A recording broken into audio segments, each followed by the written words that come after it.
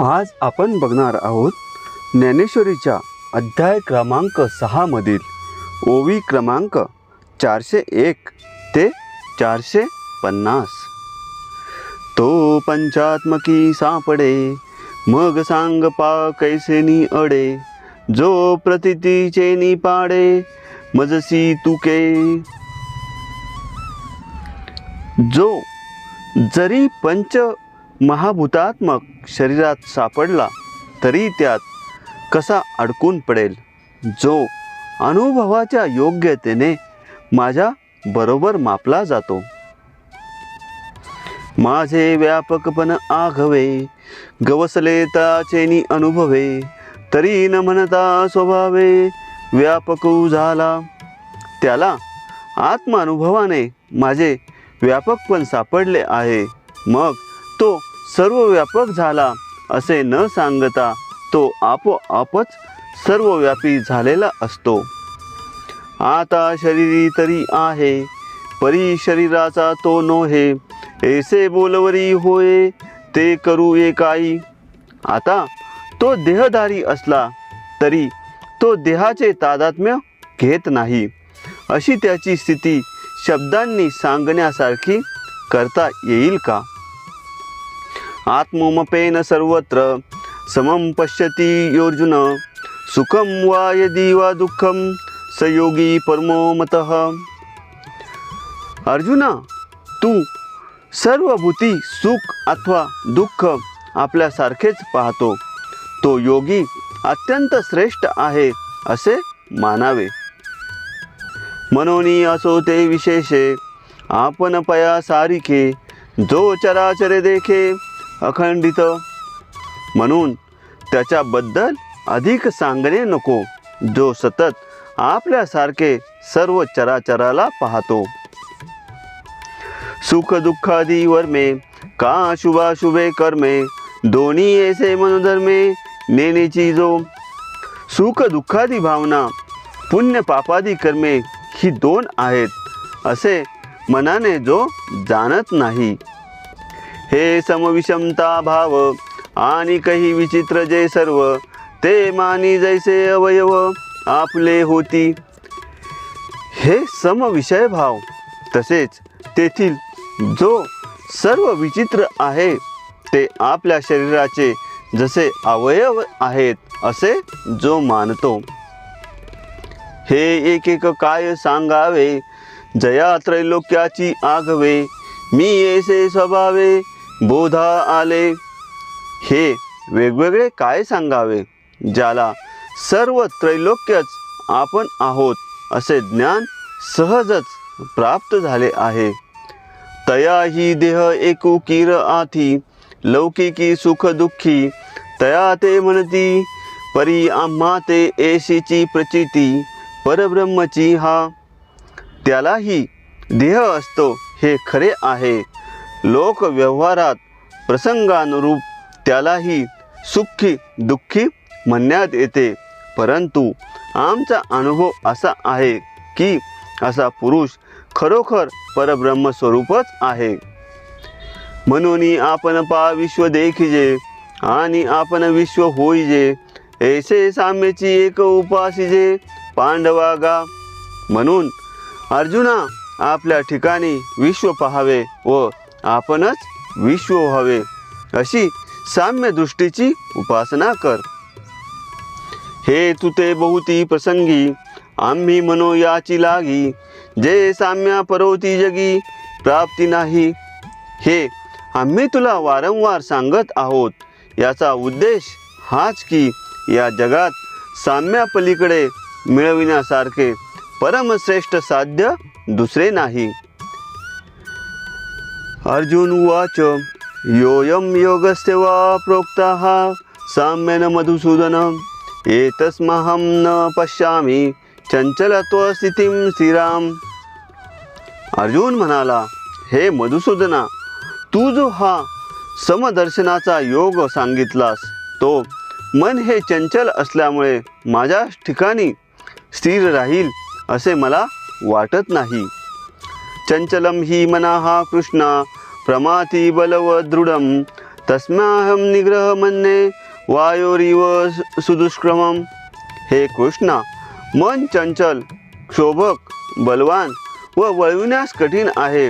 त्याचा आग्रह करणे म्हणजे वायूच्या निग्रहाप्रमाणेच अत्यंत कठीण आहे असे मला वाटते. अर्जुन म्हणे, देवा तुम्ही सांगा कीर आमुचिया कनवा परीन पुरोजी स्वभावा मनाचिया.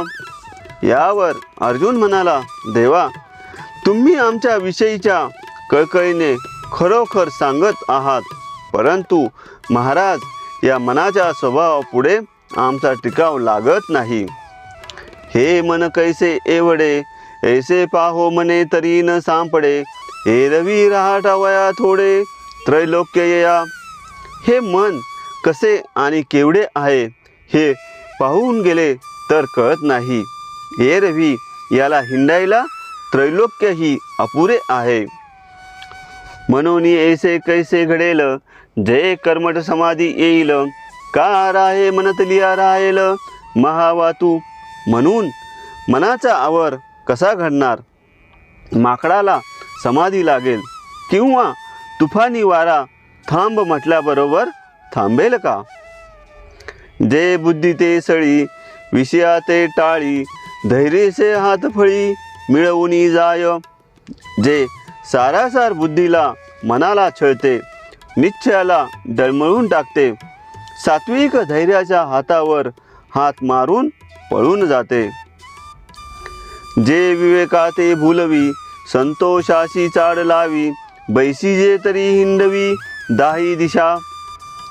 जे विवेकाला भ्रमात पाडते, संतोषाला आशेला लावते आणि आपण एके ठिकाणी राहिलो तरी आपणाला दाही दिशा फिरविते.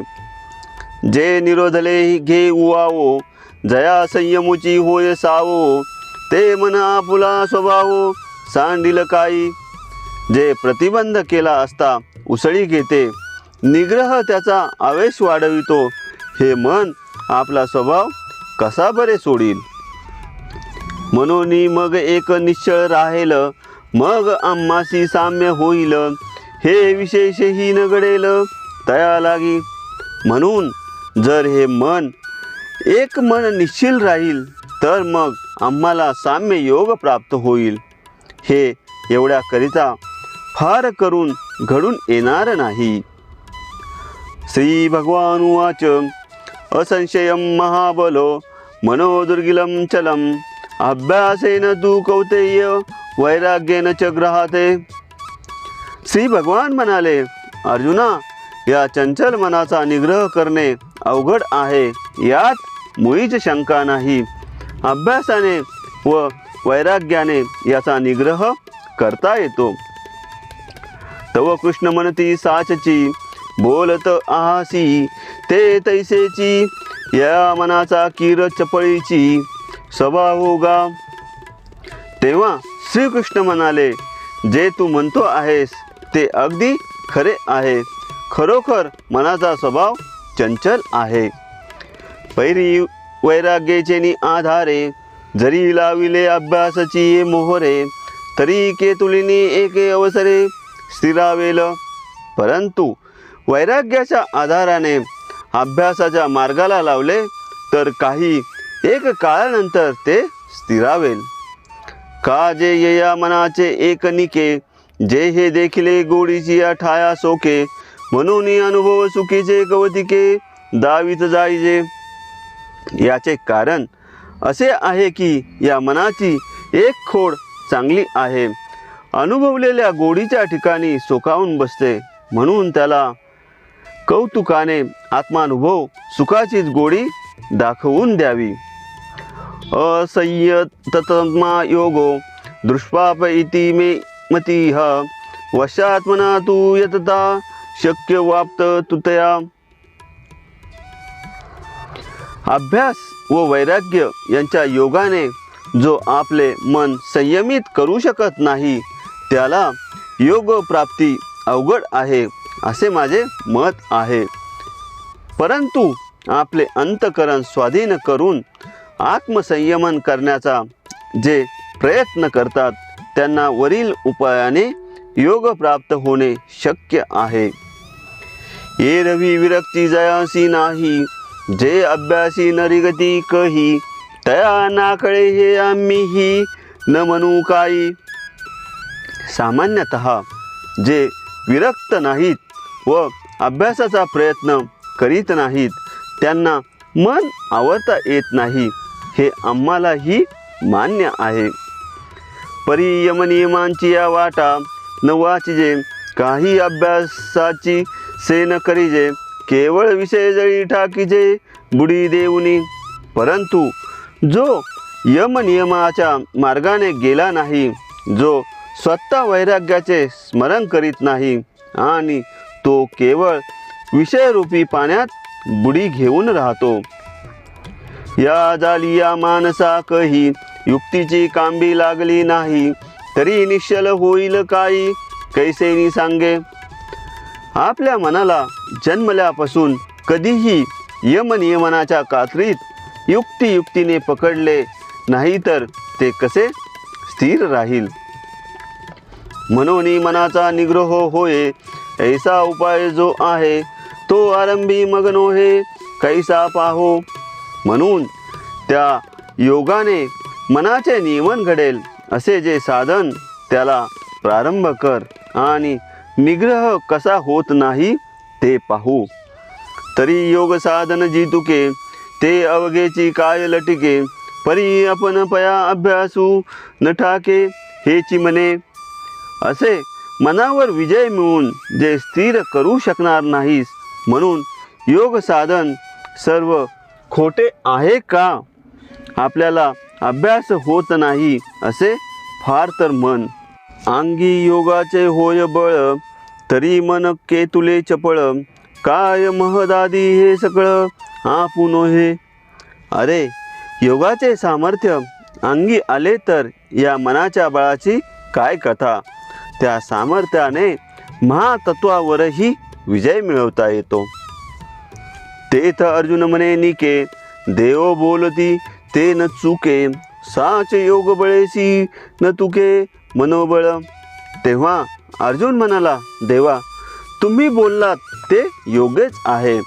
योगाच्या सामर्थ्याबरोबर मनाच्या सामर्थ्याची खरोखर तुलना होणार नाही. तरी तोची येऊ कैसा केवी जाणो, आम्ही येतुले दिया मातुही नेनो, मनोनी मनाते जी म्हणो अनावर हे. परंतु तो योग कसा आहे व कशा प्रकारे जाणता येतो, ही गोष्ट इतके दिवस आम्हाला कळलीच नाही, म्हणून आम्ही मनाला अनावर असे म्हटले. हा आता आगवे या जन्मा, तुझेनी प्रसादे पुरुषोत्तमा, योग परिचयो आम्हा झाली आजी. पुरुषोत्तमा, आता तुझ्या कृपा प्रसादामुळे या साऱ्या जन्मात आज आम्हाला योगाचा परिचय झाला. अर्जुन उवाच अयाती हा श्रद्धयो पतयो, योगाचलितं मानसः, अप्राप्य योग संधिधी कागदे कृष्ण गच्छति. अर्जुन म्हणाला, हे कृष्णा, जो श्रद्धायुक्त आहे परंतु काही कालाने योगापासून त्याचे मन चळले आहे व त्याचा प्रयत्न सुटला आहे, या कारणाने त्याला योगसिद्धी प्राप्त झाली नाही, तर तो कोणत्या गतीला जातो. कच्चित्रो भया विभ्रष्ट चित्रांभ्रवीह, नश्यती अप्रतिष्ठो मा भावो विमूढ ब्राह्मण हा पथी. हे कृष्णा, कर्म मार्ग योग मार्ग या दोन्ही मार्गापासून भ्रष्ट झालेला तो पुरुष प्राप्तीच्या मार्गामध्ये निराधार मतिहीन झालेला, मग ढगापासून वेगळ्या झालेल्या ढगाप्रमाणे नाश पावत नाही ना. एतन्मे संशयम कृष्ण चेतुर्महस्य शेषतः, त्वदन्यम संशयशास चैतान युपपद्धते. हे कृष्णा, ही माझी शंका पूर्णपणे नाहीशी करण्याला तू समर्थ आहेस. तुझ्याशिवाय दुसरा कोणी शंका निरसन करू शकणार नाही. परी आणिक एक गोसाविया मन संशयो असे साविया तो तू वांचुनी फेडावया समर्थू नाही. परंतु हे गुरुराजा, माझ्या मनात सहज एक शंका उद्भवली आहे आणि तिथे समाधान करण्याला तुमच्या वाचून कोणी समर्थ नाही. म्हणून सांगे गोविंदा कवन एकू मोक्षपदा झोंबत होता श्रद्धा उपाय विन. म्हणून हे गोविंदा सांगा, कोणी एक पुरुष श्रद्धायुक्त अंतकरणाने परंतु योग साधनाचे परिश्रम न घेता मोक्ष प्राप्तीसाठी झटू लागला. इंद्रिये ग्रामुनी निघाला आस्थेची वाटा लागला आत्मसिद्धीची पुढीला नगरा यावया. इंद्रियांच्या गावाहून निघाला आणि मोठ्या आस्थेने आत्मस्वरूपाच्या नगराला पोहोचण्याच्या उद्देशाने श्रद्धेच्या मार्गाला लागला. तव आत्मसिद्धी न ठकेची आणि मागुते न एव वेची ऐसा असू गेला माझीरीची आयुष्य भानू. परंतु तो आत्मसिद्धीच्या गावाला पोहोचत नाही आणि त्याला माघारी फिरताही येत नाही. अशा प्रकारे त्याच्या आयुष्यरूपी सूर्य मध्येच अस्ताला गेला.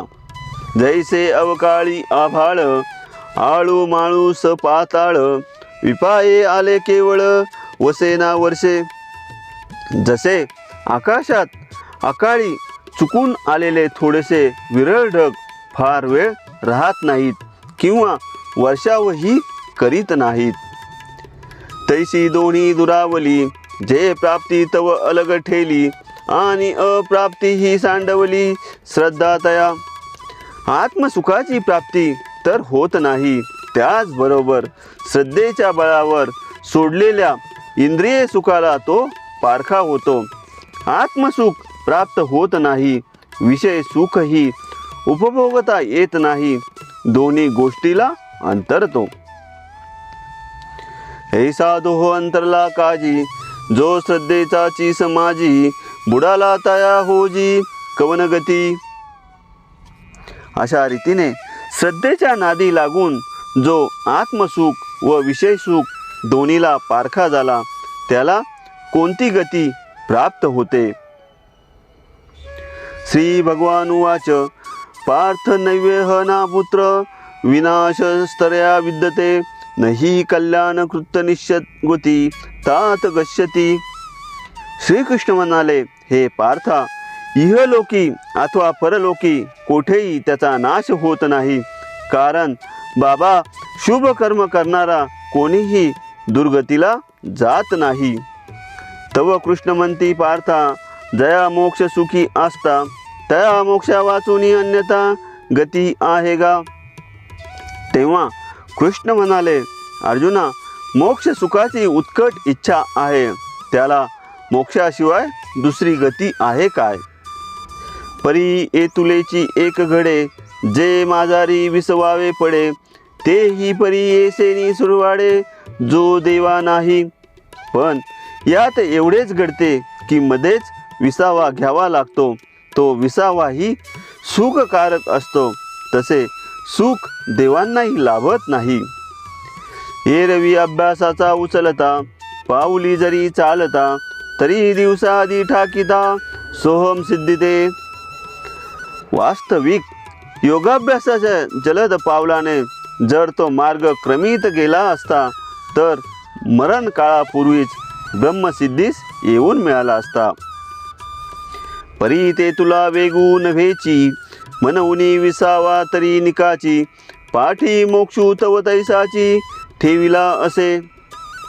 परंतु तेवढा वेग त्याच्याजवळ नसल्यामुळे विसावा घेणे साहजिक आहे, परंतु नंतर त्याला मोक्ष मिळणारच आहे.